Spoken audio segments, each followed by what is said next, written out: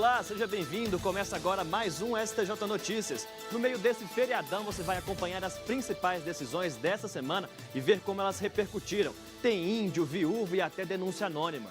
O STJ Notícias começa agora, ao vivo, conectado a você.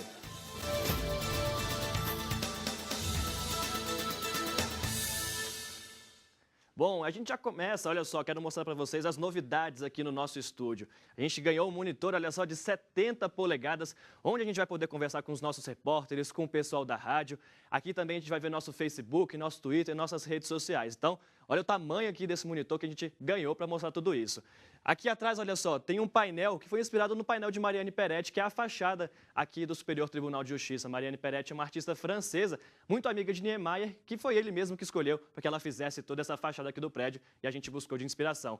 Tem esse tapete vermelho aqui para combinar com o nosso cenário aqui atrás. Enfim, cada vez melhor nosso STJ Notícias para que você continue acompanhando todo o nosso programa. Então, vamos lá agora às decisões. A gente começa com uma decisão da primeira turma que entendeu, olha só, que municípios que têm instalações de gás apenas para distribuição do produto não devem receber pagamentos de royalties. O recurso é do município de Pedras de Fogo, na Paraíba. Esse foi o entendimento majoritário da primeira turma do Superior Tribunal de Justiça, que acompanhou a posição do ministro Benedito Gonçalves. O relator original do recurso julgado, Napoleão Nunes Maia Filho, foi voto vencido. No caso, o município paraibano Pedras de Fogo entrou com recurso exigindo o pagamento dos royalties da Agência Nacional de Petróleo. O ministro Napoleão Nunes Maia Filho deu provimento ao recurso. Para ele, os riscos ao meio ambiente e à segurança seriam suficientes para justificar o pagamento dos royalties. Mas o ministro Benedito Gonçalves divergiu. Segundo o magistrado, as regras sobre os royalties não se aplicam aos municípios em que os equipamentos e instalações são destinados apenas à execução de serviços de distribuição de gás canalizado. Ele citou precedentes do STJ, onde foi estabelecido que o ressarcimento só se estende aos municípios inseridos na cadeia extrativista. Agora, o que você faria se descobrisse que tem um vizinho que falsifica documentos? Olha, em 2009, um morador de um condomínio em São Paulo denunciou uma pessoa que morava no prédio, mesmo prédio, por manter uma verdadeira fábrica clandestina de documentos. Ele mostrou às autoridades esses documentos falsificados que acabou encontrando na lixeira do prédio onde ele morava. O Ministério Público abriu uma investigação criminal para apurar esse caso. Agora, será que uma informação anônima é válida em casos como esse? Vamos conversar com a repórter Judite Aragão, que ela tem mais detalhes. Judite, esse caso chegou aqui ao STJ, como é que procedeu? É sim, Daniel. A sexta turma entendeu que não existe ilegalidade em abrir inquéritos policiais baseado em informações anônimas, desde que haja provas. E essa denúncia acabou condenando 9 pessoas, acusadas de associação criminosa, falsificação de documentos públicos e mais uma série de infrações do Código Penal. Uma das pessoas envolvidas, condenada a 16 anos de prisão, pediu que o processo fosse anulado, alegando que a denúncia era anônima e que não houve investigação prévia. No STJ, a relatora do recurso, desembargadora convocada, ministra Marilza Mainardi, afirmou que o sigilo da identidade de quem fez a denúncia é razoável, ainda mais porque mora no mesmo condomínio. Além disso, não invalida a prisão, porque foram feitas as devidas investigações, como pesquisa de antecedente criminal e verificação de boletins de ocorrência dos investigados. Outras providências não poderiam ter o mesmo sucesso, já que os outros envolvidos poderiam ser alertados na investigação. A sexta turma acompanhou o voto da desembargadora convocada e negou o provimento ao recurso da ré. Agora atenção, você que trabalha durante a noite, tem adicional de periculosidade ou faz horas extras. A primeira turma decidiu que a contribuição previdenciária deve incidir sim sobre essas verbas, viu? Aqui no STJ, o ministro Herman Benjamin, relator do recurso, manteve a decisão do TRF da Terceira Região. Segundo ele, a Constituição prevê a contribuição sobre a folha de salários e demais rendimentos, a qualquer título, a pessoa física que, mesmo sem vínculo empregatício, preste o serviço. O ministro ainda lembrou que a contribuição não incide sobre as indenizações, já que não tem caráter remuneratório. Agora, olha esse caso. Uma viúva vai ter de devolver o apartamento em que morava com o marido antes dele falecer para os irmãos dele, que eram coproprietários. Segundo a ministra Nancy Andrighi, para a Justiça não há elos de solidariedade entre os cônjuges e parentes. Veja. Durante o julgamento do recurso dos irmãos, os ministros do STJ discutiram se o direito real de habitação se aplicava ao caso, devido à existência de condomínio firmado entre o marido falecido e os irmãos. Para os ministros, o posicionamento do Tribunal de Justiça de Sergipe não estava em harmonia com a interpretação do Código Civil, que trata sobre o direito real de habitação. Para ficar mais claro, o parágrafo 2º do artigo 1611 do Código Civil assegura o direito real de habitação em caso de morte de um dos parceiros ao sobrevivente casado sobre o regime de comunhão universal de bens, desde que o imóvel seja o único a ser inventariado. Ao aceitar o recurso dos irmãos e determinar a desocupação do imóvel pela viúva, a ministra relatora Nancy Andrighi expôs a falta de razoabilidade do Tribunal de Justiça de Sergipe, que concedeu o direito de habitação à mulher sem observar os princípios da solidariedade familiar, já que, neste caso, os irmãos também têm direito à propriedade. E você, qual a sua opinião? Você acha que ela teria direito também ou não? Essa decisão teve muita repercussão no nosso Facebook. Vamos dar uma olhadinha aqui para ver como é que ela foi. Solta aí pra gente, por favor. Viúva não tem direito real de habitação sobre imóvel do qual os irmãos do falecido eram coproprietários. Repercussão foi grande, vamos ver quantos compartilhamentos e quantas curtidas. 327 pessoas curtiram e foram quase 400 compartilhamentos. E olha só, a Regina Seabra disse, síntese da decisão correta, não se pode impor direito real sobre imóvel de terceiro. E a Camila de Castro disse, é ótimo ter esse tipo de conhecimento, Marcelo Costa. Obrigado pela dica. O Marcelo antes tinha marcado aqui a Camila nesse post, e essa é a vantagem do nosso Face, né? Que a gente marca um amigo que tem a ver, pode ajudar de alguma forma essa decisão. E olha só, a Camila agradeceu ao Marcelo por essa contribuição. Vamos agora conversar com a Ana Carla Mourão para saber qual o tema do STJ 25 anos dessa semana. Olá, Ana. Olá, Daniel. Você sabia que o STJ já teve que julgar o caso do roubo de uma galinha? E também de um torcedor de futebol que queria indenização porque o juiz deixou de marcar um pênalti. O STJ 25 anos desta semana relembra alguns casos curiosos que chegaram ao Superior Tribunal de Justiça. Você vai entender em que situação o dano moral é viável e vai saber também o que quer dizer o princípio da insignificância. É no STJ 25 anos desta semana. Não perca. Daniel? Obrigado, Ana. Olha, a Unimed Pará de Minas foi condenada a indenizar um paciente em R$ 8.000 por ter negado o fornecimento de uma prótese ortopédica importada a uma paciente na hora da cirurgia. Segundo a empresa, o equipamento poderia ser nacional, pois havia um que era fabricado aqui no Brasil e era semelhante ao importado. Em primeiro grau, o juiz determinou a realização da cirurgia e reconheceu o dano moral, mas o TJ Mineiro afastou a indenização. Aqui no STJ, a ministra Nancy Andrighi lembrou que a jurisprudência da Corte já considera ilegal a exclusão de próteses, órteses e materiais cirúrgicos de coberturas de planos de saúde. A empresa, além da indenização de R$ 8.000, também terá de arcar com as custas integrais e os honorários do valor de 10% da condenação. Na nossa sala de visitas de hoje, um convidado que realmente confirma que o STJ é o Tribunal da Cidadania. Quem recebeu essa ilustre visita foi a repórter Ana Carla Mourão, que também traz uma novidade aqui do nosso cenário, olha só.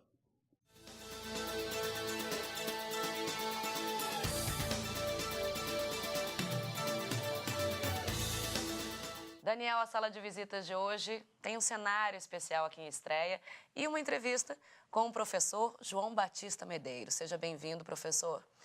Professor, o senhor participou de um projeto do STJ chamado Sociedade para Todas as Idades, né? Em grupos de idosos, conhecem o tribunal, os idosos, né? Entendem o funcionamento também do STJ. Como é que foi participar? O senhor deu uma palestra, né?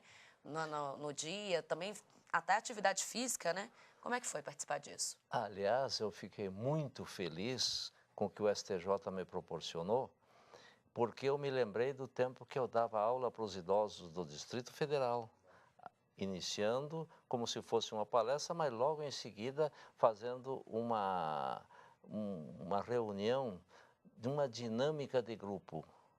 Foi o que eu faço aqui. Eu falo um pouquinho, mas essa minha fala tem o objetivo de provocá-los para que eles se preparem para uma dinâmica de grupo que eu faço depois. Professor, na ocasião, durante a palestra, o senhor levantou um tema diferente, né? Quanto vale um idoso? O que o senhor descobriu com esse tema, com esse assunto? O idoso vale pelo patrimônio que acumula e conserva até o fim da vida. Nada de distribuir antes. Conclusão que nós chegamos num seminário internacional no Itamaraty, há alguns anos atrás. Debatemos 3 dias e a conclusão que chegamos, toda foi por unanimidade. O idoso vale pelo patrimônio que acumula e conserva até o fim da vida. Eu estou repetindo porque é importante. Existe o amor filial e o amor patrimonial.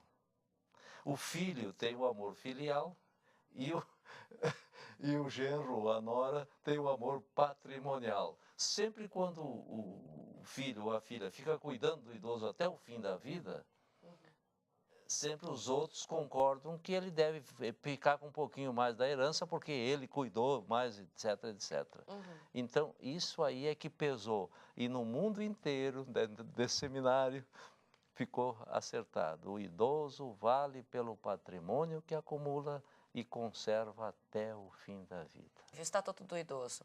Professor, o senhor acredita que funciona na prática, que a sociedade tenta respeitar, mesmo que ela na prática não seja, né, tão funcional? O que o senhor acha do Olha, Estatuto? eu posso dizer de coração e de consciência tranquila. Melhorou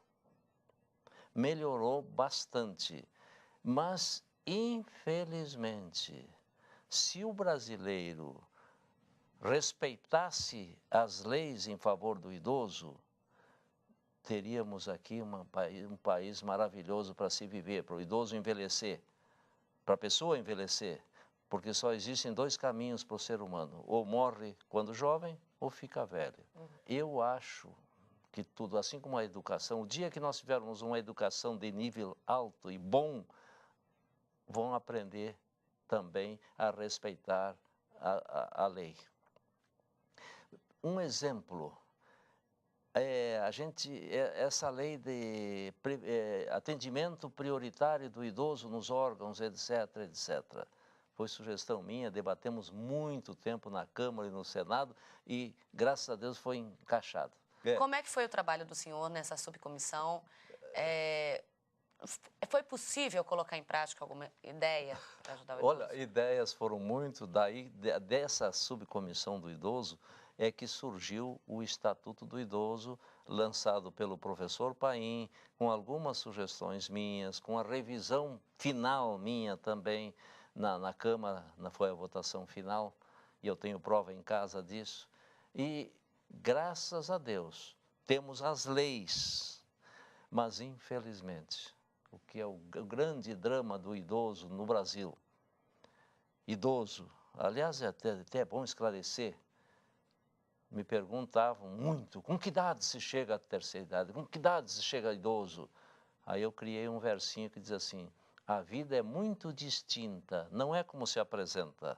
Alguns são velhos aos 30, outros jovens aos 60, porque não é a idade cronológica que torna a pessoa velha, e sim a forma de viver. Se o jovem viver como velho, é mais velho que o velho que vive uma vida normal. A última pergunta, o STJ trabalhou com um tema no último ano, foi a desaposentadoria, que é quando o aposentado continua trabalhando depois, consegue uma revisão do valor do benefício e consegue, né, dependendo de cada caso, aumentar o valor do benefício, porque continua trabalhando, né? Eu me aposentei com 14 salários mínimos, eu era funcionário, alto funcionário, bem remunerado. Sabe com quantos salários mínimos eu estou agora? Não. 5. Veja bem, 5 salários mínimos. Então, é incrível essa lei que tem aí, como é que é? Desaposentadoria. Desaposentadoria agora pode ser que ajude um pouco. E eu sugiro que procurem, não, ao se aposentarem, se preparem com antecedência. Tem livros, olha, esse blog que eu criei é www.idosos-pro profmedeiros.blogspot.com.br. A televisão vai mostrar bem para você copiar em casa e acessar. Aí você vai encontrar todas as informações, inclusive como viver desaposentado. Tá ok, professor. Muito obrigada pela entrevista. Desculpe se não foi mais esclarecedora, mas eu me coloco à disposição, a hora que quiser, estou ao seu dispor. Esclareceu sim. Muito obrigada, viu? Daniel. Obrigado, Ana. Agora vamos ao Twitter. Olha só, o cacique Babau, que é um líder tupinambá, conseguiu habeas corpus para responder em liberdade à acusação de um homicídio de um agricultor na Bahia. O ministro Sebastião Reis Júnior considerou que, além do fato de indígenas fazerem parte de um programa de direitos humanos, não havia necessidade de prisão nessa fase do processo, já que não foram encontrados indícios de participação dele no assassinato. O cacique Babau, no entanto, não poderá sair de sua aldeia sem autorização. O mérito desse habeas corpus ainda será julgado. O tema do STJ Cidadão dessa semana, infelizmente, tem afetado a nossa rotina. Como contornar a violência? Quem nos conta é o repórter Yuri Ascar. Olá, Yuri. De cada 10 brasileiros, 4 já foram vítimas de algum tipo de violência ou crime. E nos últimos 30 anos, mais de 1 milhão de pessoas foram assassinadas no país. Mudanças na lei estão em discussão no Congresso Nacional. Qual é a opinião de especialistas sobre o assunto? No estúdio, uma entrevista com o vice-presidente do Superior Tribunal de Justiça, ministro Gilson Dipp. Ele presidiu a comissão de juristas responsáveis por elaborar o pré-projeto da reforma do Código Penal em tramitação no Senado. E ainda, uma iniciativa que atende às vítimas de crimes e atos violentos. Elas recebem acompanhamento jurídico, psicológico e social. Violência, este é o tema do STJ Cidadão desta semana. Eu espero você, Daniel. Não perca. Até lá. Muito obrigado, Yuri. Agora, olha só, se tem uma coisa que exige muita atenção é aluguel, seja para alugar um lugar para morar ou então para trabalhar. Sabia que existe uma lei específica para isso? Ela se chama Lei do Inquilinato. Olha, e foi esse o ponto central de um dos nossos posts no Facebook. Locação de imóvel, olha só, de empresas públicas tem natureza jurídica de direito privado. Agora, o que isso significa? Vamos ver aqui essa publicação? Solta aqui para gente. Locação de imóvel de propriedade de empresa pública tem natureza jurídica de direito privado. Mas olha só, uma floricultura tentou renovar o aluguel de uma companhia de abastecimento que era dona do imóvel. O TRF da 2ª Região confirmou a decisão da primeira instância que garantiu a renovação com base na lei do inquilinato. Mas, em recurso ao STJ, a Conab alegou que, como é uma empresa pública, a lei não seria aplicável nesse caso, e sim valeria um contrato administrativo. O ministro Luiz Felipe Salomão negou o recurso, alegando que o imóvel locado de empresa pública se sujeita ao direito privado e não ao administrativo, o que já é previsto em decreto-lei. Agora, essa repercussão foi grande no Facebook. A gente mostrou aqui, vamos ver, olha só. 152 pessoas curtiram e foram mais de 130 compartilhamentos. Então, aluguel é uma coisa que realmente tem que ter muito cuidado. De volta ao Twitter. A 5ª turma anulou uma decisão do Tribunal de Justiça da Bahia, que quebrou o sigilo bancário de 2 testemunhas de uma ação penal. Elas foram investigadas pelo Ministério Público baiano por envolvimento de uma suposta prática de corrupção. Um dos motivos, a venda de imóveis a um dos denunciados. Ao instaurar um inquérito para apurar a suposta prática de corrupção ativa e de lavagem de dinheiro envolvendo, em tese, uma juíza da Bahia, o Ministério Público Estadual solicitou na Justiça informações bancárias de 2 pessoas que teriam vendido apartamentos a um dos denunciados. No habeas corpus encaminhado aqui para o Superior Tribunal de Justiça, o casal se defendeu. Além de afirmarem que foram somente testemunhas da ação penal e que a quebra de sigilo bancário não apresentou nenhuma fundamentação, as 2 testemunhas afirmaram também que se sentiram constrangidas com os pedidos do Ministério Público aceitos pelo Tribunal de Justiça da Bahia. De acordo com a ministra relatora do caso no STJ, Laurita Vaz, as 2 pessoas não fazem parte do processo que corre em segredo de justiça. Ao constatar a dificuldade das testemunhas em instruir o habeas corpus, a ministra considerou ilegítima a decisão da quebra de sigilo aceita pelo Tribunal Estadual. Segundo a ministra, não houve demonstração de que a medida foi indispensável. Os demais ministros da 5ª turma acompanharam o voto e concederam habeas corpus para anular a decisão do Tribunal de Justiça da Bahia. Vamos agora lá para o estúdio da rádio aqui do STJ para saber quais são os destaques da rádio com Cícero Brito. Olá, Cícero. Olá, Daniel, tudo bem? A Coordenadoria de Rádio do Superior Tribunal de Justiça produziu essa semana uma matéria especial que fala da responsabilidade e das obrigações do tabelião, aquele profissional que atua nos cartórios. O repórter Tiago Gomide ouviu advogados e especialistas e traz na matéria 2 casos interessantes. Um aconteceu aqui em Brasília. Um homem teve assinatura falsificada e essa assinatura foi reconhecida em um cartório. O outro caso aconteceu em Minas Gerais. No contrato de compra e venda, houve uma falha, houve um erro no cartório e uma das partes desse contrato de compra e venda teve um prejuízo. Resultado, a Justiça condenou o tabelião responsável por cada cartório para pagar indenização por dano moral e material. E amanhã, sábado, o Rádio Jornal da Coordenadoria de Rádio Cidadania no Ar, que vai ao ar na Rádio Justiça aqui em Brasília, traz uma reportagem sobre o Marco Civil da Internet, sancionado esse mês de abril. O repórter Jaime Santana entrevistou o advogado Marco Aurélio Florencio Filho, da OAB de São Paulo e que integra a Comissão de Crimes de Alta Tecnologia. Interessante essa reportagem para você acompanhar. E você que é estudante de Direito, estudante de Jornalismo ou advogado que tem interesse em acompanhar esse material produzido pela Rádio do STJ, basta acessar soundcloud.com/rádio STJ. É com você, Daniel. Muito obrigado, Cícero. E olha só, Marco Civil é um tema que realmente interfere diretamente no nosso dia a dia, né? Vamos agora a outras decisões que foram tomadas durante essa semana, o nosso Giro de Notícias.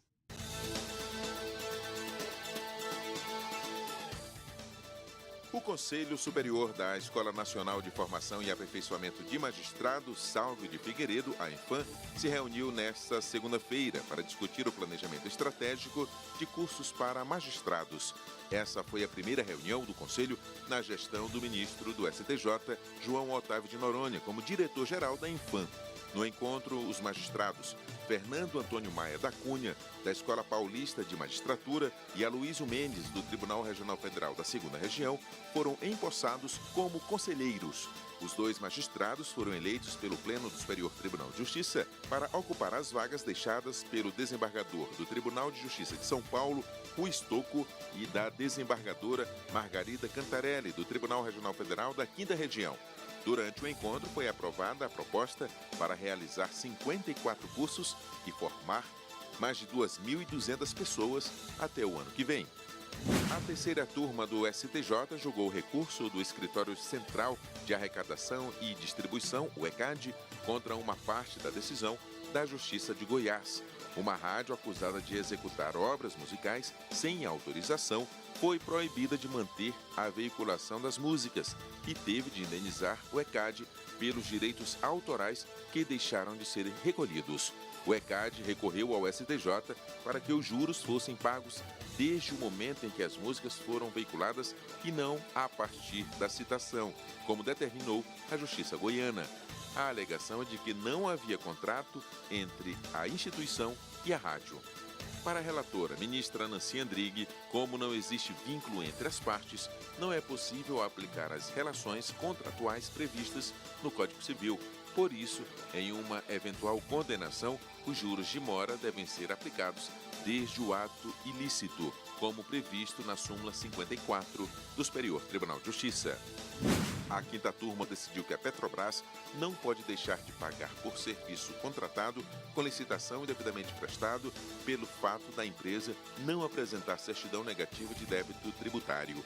A Petrobras reconhece a dívida de R$ 585 mil referente a medições realizadas entre junho e agosto de 2006, mas se recusou a pagar pelo serviço por causa da falta de comprovação de regularidade fiscal da empresa.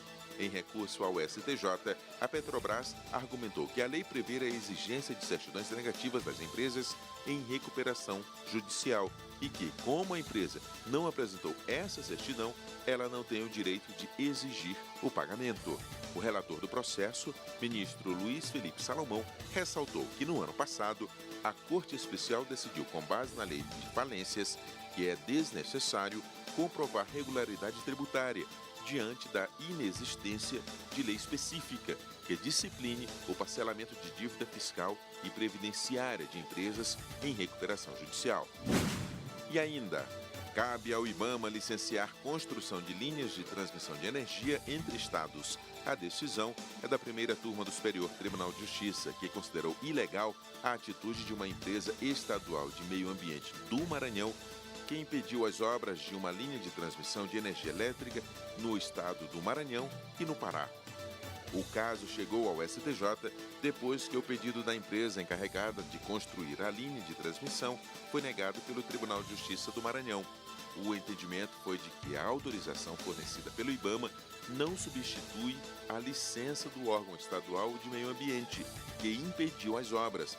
No recurso julgado pela primeira turma, a empresa pediu a anulação do auto de infração e do termo de interdição do órgão estadual. O relator, ministro Benedito Gonçalves, aceitou o pedido. Ele destacou que o IBAMA foi criado para planejar e controlar as políticas e diretrizes fixadas para o meio ambiente. O ministro afirmou ainda que a legislação prevê que o licenciamento ambiental, em caso de atividades e obras com significativo impacto no meio ambiente, deve ser concedido pelo IBAMA. Você reparou que o site do STJ está diferente? Ele está passando por um processo de reformulação. Por isso, as notícias estão indo diretamente para o Facebook. Agora, na nossa página lá no Face, nós postamos agora há pouco um vídeo explicando como se cadastrar para receber no seu e-mail todas as matérias que são publicadas para você acompanhar mais de perto. Olha, só nesses primeiros minutos da postagem, mais de 200 pessoas já se cadastraram. Então, entre lá, faça seu cadastro também. É só acessar a nossa página no Facebook. E o nosso programa de hoje já acabou aqui, mas na semana que vem tem mais. Entre nas nossas redes sociais, deixe seu comentário. Na próxima semana, eu espero você. Obrigado pela companhia e até lá. Tchau!